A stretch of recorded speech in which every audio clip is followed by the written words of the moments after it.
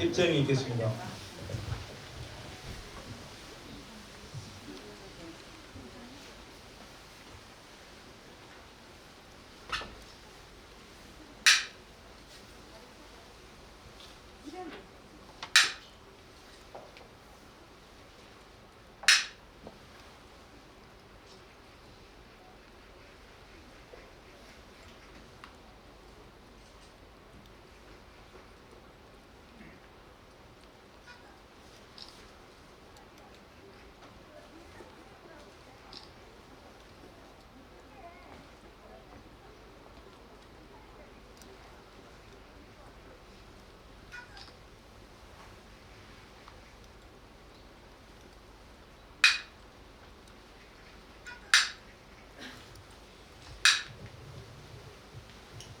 불사 공덕 소승행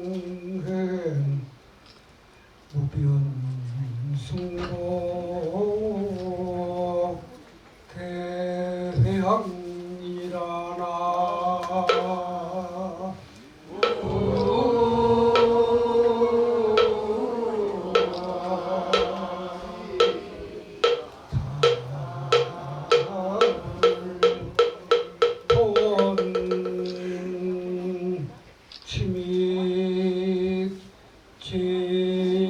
제유정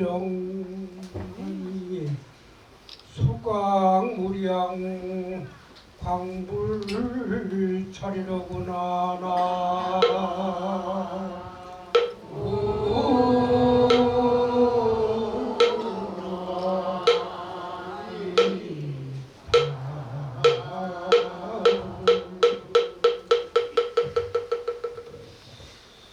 오늘 대흥사 효경 주지스님과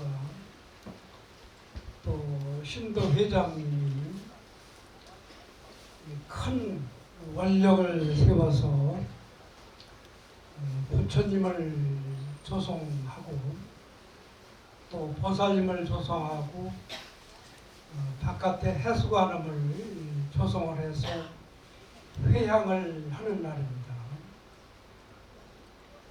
그런데 법당에 석가모니 부처님, 아미타불, 약사 열애불, 문수 보현보살을 조성을 했는데 그 주지스님의 원력이 얼마나 대단했는지 부처님을 조성을 해도 그 모습이 그 아주 30 이상을 부족한 이런 부처님 모습을 보기 힘든데 너무너무 조성이 훌륭하게 됐는데 그것은 주지스님 원력 또 신도회장님, 신도회 한 분 한 분의 원력이라고 생각이 드는데 큰 박수 한번 보내주시기 바랍니다.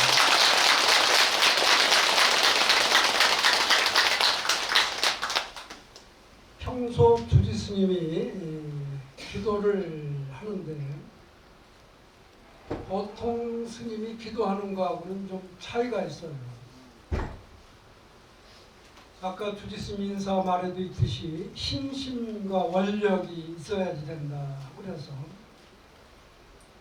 큰 신심과 원력으로 조성이 되었기 때문에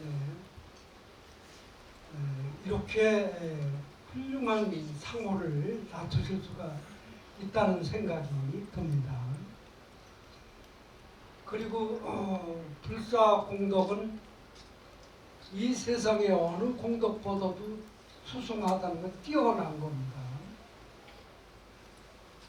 우리가 절을 짓는데 기와장 하나만 희주를 해도 그게 바로 부처님과 인연이 되고 처음에는 몰랐더라도 점점 깨달음의 세계와 가까워지고 또 부처님 전에 복을 짓는 걸 알게 되고 그래서 인생 전체가 아름다워지고 행복해지고 뜻하는 일들이 잘 이루어지게 되는 것입니다. 그런데 이렇게 불사를 잘 해모셨으니까 그 공덕이 뛰어난데 그 뛰어난 공덕을 얻어진 복과 덕을 내가 다 쓰는 게 아니라 오늘 이 자리에 참석하지 못하신 신도님들 또는 사회적으로 어렵고 힘든 이웃들 또 홀로 인생을 살아가시는 할아버지 할머니들 우리 주변에 힘들고 어려운 이웃들에게 다 나누어서 함께 복과 덕을 나누어 쓰는 것입니다. 그래서 오늘 돌릴 회자, 향할 향자 온갖 그 세상에서 힘들어하는 모든 분들에게 다 돌려주어서 똑같이 복과 덕을 나누는 아름다운 날입니다. 그러니까 우리 모두 훌륭한 일을 했으니까 박수 한번 더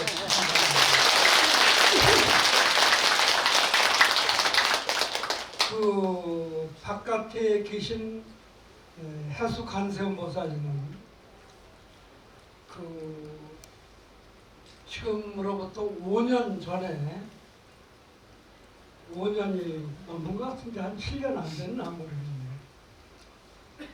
그 베트남의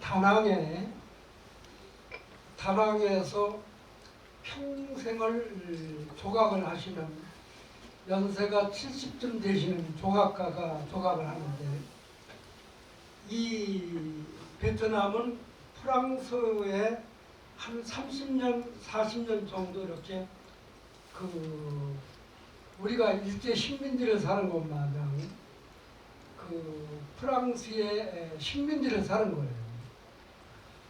그런데 이 그 베트남 사람들이 손맵시가 아주 뛰어난 걸 알고 그 프랑스의 유명한 작가가 직접 그 베트남에 와서 유럽으로 수출하는 그 작품을 만들기 위해서 베트남 조각가들을 모아가지고 그분들에게 적어도 10년 정도 가르쳐가지고 조각을 해서 유럽 전역에 퍼져 있는 그런 대단한 조각이 전부 베트남에서부터 조각이 된 것입니다. 그런데 이 조각하시는 어르신이 불심이 있어서 생전에 관세음보살을 직접 조각을 해야 되겠다고 원을 세우는데 그것도 어짓다가 옥에다 하려고 하는데 옥돌은 이렇게 우리 뭐 화강암 마냥 깨서 내오는 게 아니라 돌이 하나가 그렇게 큰 게 묻혀 있어야 되는 거죠. 그래서 큰 돌이 하나 묻혀 있으면 관세음보살을 조성하는데 세 분의 관세음보살을 조성을 했대요. 세 분의 관세음보살을 조성을 해서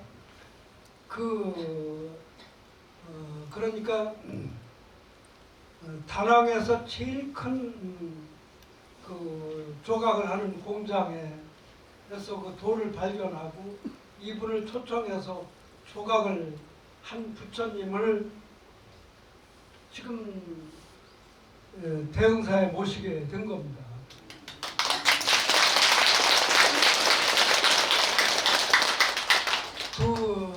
그러니까 그 모시고 올 때도 우여곡절이 큰 게 뭐냐면 그 당시 스님이 한 25만 불 정도로 한 분을 모시기 아니라 두 분을 모셔오게 된 겁니다. 모시는데 그 회사하고 보증서줄 데가 없는 거라. 그래서 우리나라 관광을 했던 그 회사에서 우리가 25만 불을 송금을 하는데 한 회사로 다 송금을 못하고 15명 이름으로 나누어서 송금을 해야지 뭐 외환법에 걸리지 않는다 그래서 이제 나누어 송금을 하는데 그쪽 여행사 직원들에게 한 분 한 분 나누어 송금을 하는데 그 직원들이 다 부자로 잘 사는 게 아니라 어려운 사람이 많으니까 송금한 걸 찾아가지고 가버리면은 책임질 수 없다는 거 있잖아요. 그러니까 이제 우리 쪽 여행사도 책임을 못 지고 그쪽 여행사도 책임지기 어렵다, 사고가 난 거에 대해서. 스님이 꼭 모셔오고 싶은 관세음보살이라 스님도 기도를 좀 하고 그랬더니 꿈속에서 부처님을 잘 모셔와서 모시는 꿈을 꾸게 된 다음에 자신을 갖고 25만 불을 투자를 한 거예요. 그래서 조금 더 문제가 없이 잘 도착해서 그쪽에 그 베트남 정부가 우리나라 스님에게 그렇게 희주하는 조건으로 해서 와가지고 크게 이렇게 많은 세금도 물지 않고 잘 모셨는데 원래는 이 관세음보살님이 어디로 갈 거냐면 사랑도 관음 낙가사로 가기로 스님 머릿속에 결정이 되어 있었는데 사랑도는 그 바닷가에 있는 그 절이 돼서 관세음보살을 모셨을 때 조금 작은 기분이 드는 거라. 그래서 이제 주지스님하고 상의한 끝에 그쪽으로 스님 마음이 뭐 4분의 3은 글로 갔는데 그 효경 스님이 대흥사 주지가 기도를 더 많이 한 것 같아요. 그래서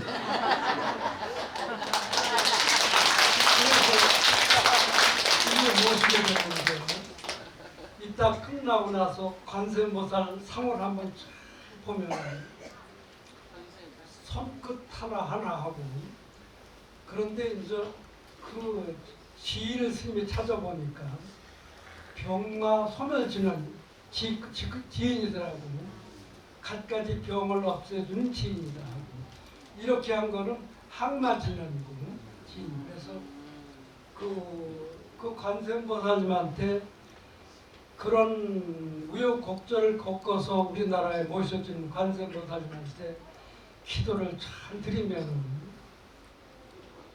아마 다음에 며느리를 데리고 와서 기도를 하면은 태어나는 아기가 그 아주 예쁜 얼굴로 태어날 것입니다. 왜냐하면 생각이 모든 걸 만들어가는 거예요. 그래서 우리 생각이 굉장히 중요하다는 겁니다. 왜 그러냐면은 그 상당히 지난 일인데 이제 연세가 드신 분들은 알아요. 미국의 그 여자 배우가 케네디 대통령을 사랑하는 배우가 있었는데 그 배우 이름이 뭐냐면 몬로라는 여배우가 있는데 미국 남자들에게 굉장한 여자 우상이 된 거예요.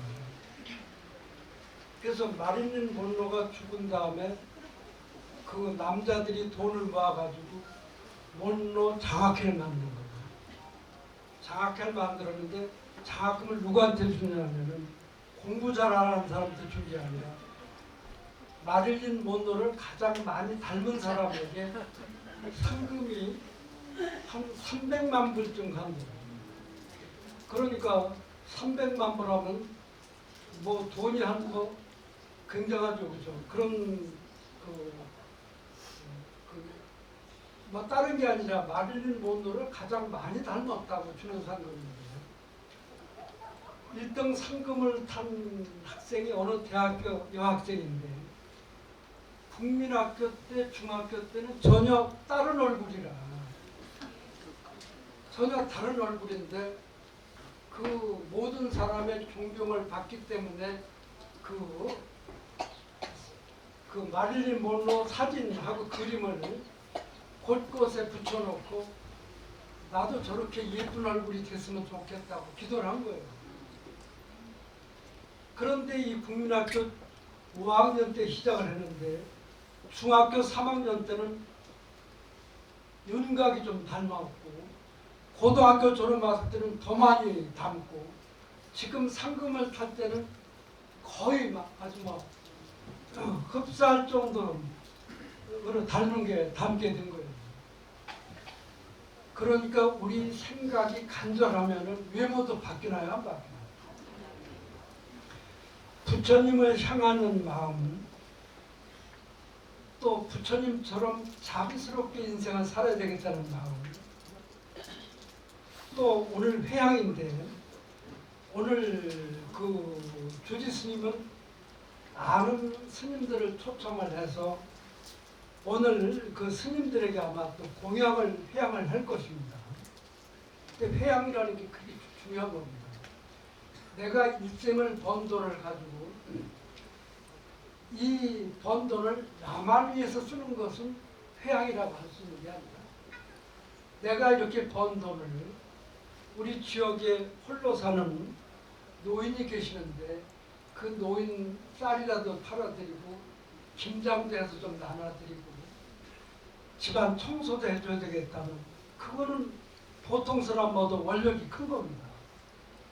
그런데 전에 곰탕을 팔아서 모은 돈 근 30억을 어느 학교에다 갖다 기꺼이 투자를 한 거는 원력이 더 큰 거야, 안 큰 거야? 원력이 더 큰 겁니다. 내 거를 아무리 쓴다는 거는 존경받을 만한 거예요. 그래서 우리가 스님들뿐만 아니라 모든 분들이 내가 돈을 벌면 나를 낳아주신 부모님께 효도하는 건 물론이거니와 또 부모님의 친구들에게도 좋은 일을 해야 되겠다. 굉장히 복을 받는 일입니다. 그 어머니는 미국의 LA에 가 사는데 막내 아들이 그 형제가 다 미국에 사는데 막내 아들이 살면서 어머니 생신날을 기억을 해가지고 어머니는 미국에 계시니까 친구들 한 20명 괜찮은 음식점에 초청을 해가지고 음식 대접을 했는데 아이고 그 음식 대접을 받은 친구분들이 아이고 참 효자뒀다. 어떻게 너희 아들이 그렇게 착하냐고. 아들이 바로 효자가 됐나요, 안 됐나요?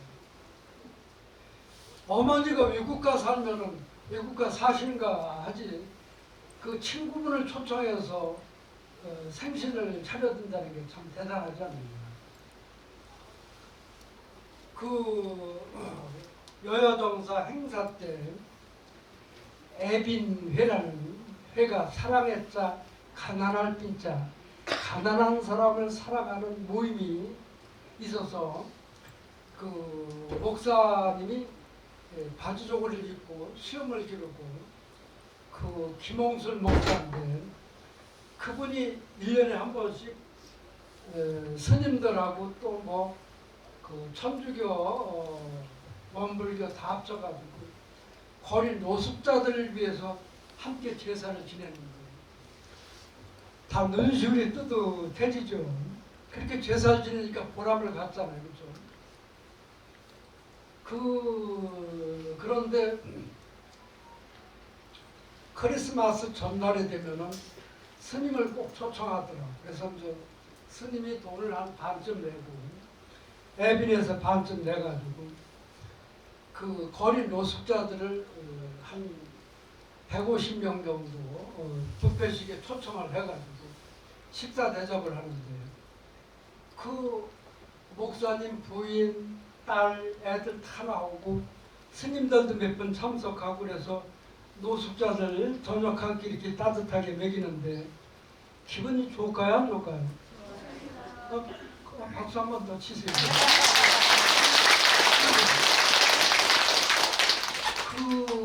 그런데 참 또 놀란 거는 그 집이 몇 평이냐면 28평이라 목사님 집이 거기 거리 노숙자를 7명을 데리고 사는 거예요. 존경할 만한 거야.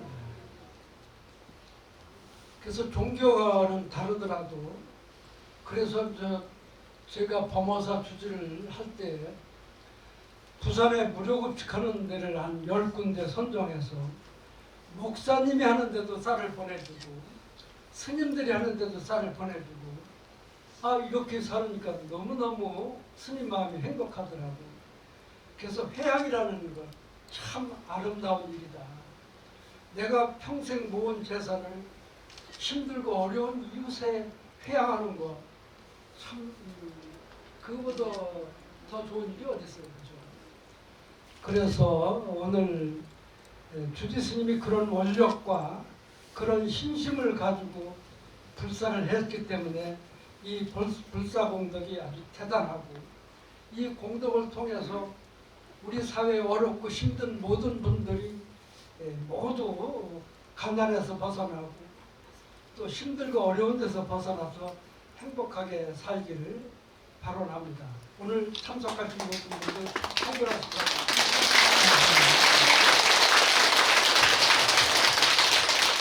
오늘 좋은 본문을 수라해 주신 우리 정자 일자 큰 스님께 다시 한번 뜨거운 박수를 부탁드리겠습니다. 우리 자리에 들어가 주시오.